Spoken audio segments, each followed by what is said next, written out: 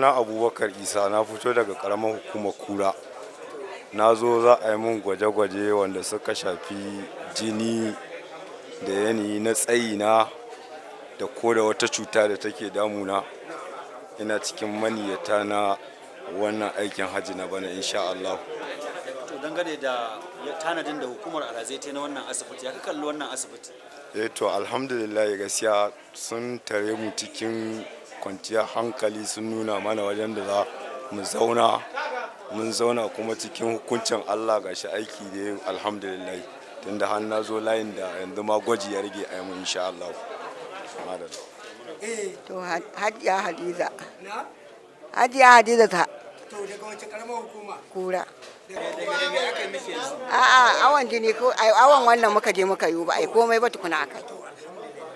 Mun auno za a karba ba ai mana aiki ba tukuna. Ya kika ga yadda asibitin yake? A asibiti alhamdulillah. Kun yaba da yadda tsarin. Mun yaba.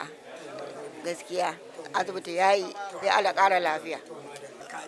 Mun zo ne saboda kiran da hukuma alhazai ta mana don mu zo ma'aikatu su cewar za a yi mana allura na wannan aikin haji, shine abin da yake tafa da mu. To ya kaga yadda asibitin yake? Wallahi alhamdulillah mun ga gurin ya tsaftattu kuma ya bada sha'awa, kuma ana gudanar da aiki kamar da ya kamata alhamdulillah.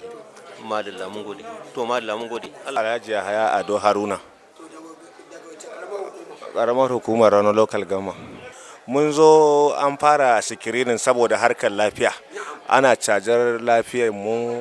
Wani kasan yanayin wannan tafiya da wahala, wani kaga da siga an je jiki ya tashi ba san irin ruwan da za a ɗora masa ba.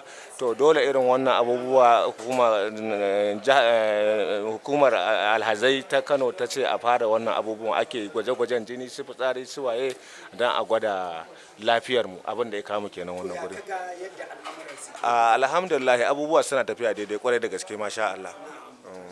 Madalla, ni ma na gode.